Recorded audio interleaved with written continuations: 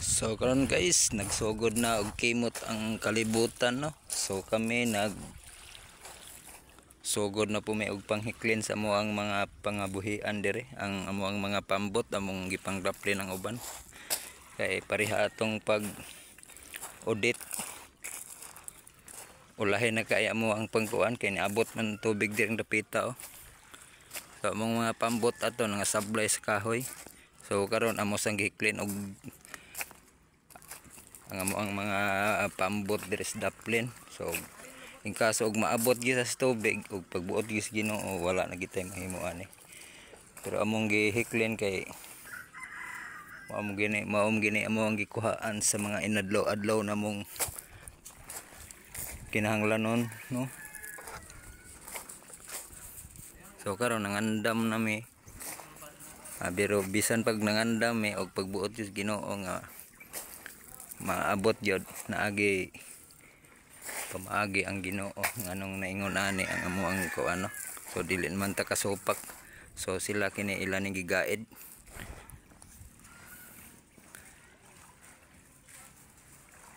Kaya atong audit god kumpiyansar kay mi among mapambot diri ani lang abot sa tubig kay abot man didto ang kanang balod ang dagat ni abot man.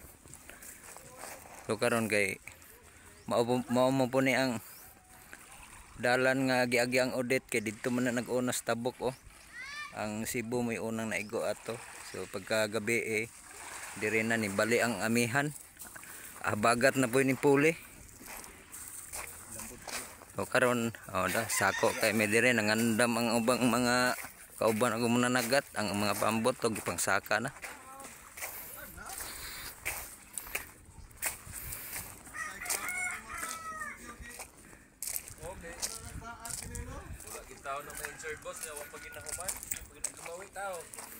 Maabot na dire sa babaw, layo na kaayo.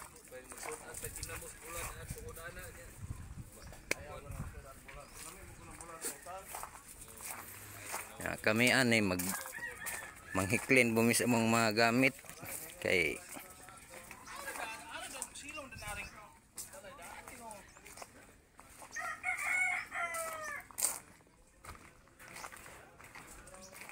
mo kuang pambot na dire sa una didto ra ni pag-audit pero kani may posible gyapon nga maabot sa tubig no.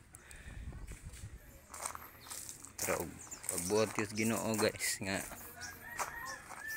madamage ang atong pangabuhian wala na gitay mahimo kay naay pamaagi ang Ginoo mao nang maingon ani di man ta kasupak niya guys kasi siya may nagbuot sa tanan.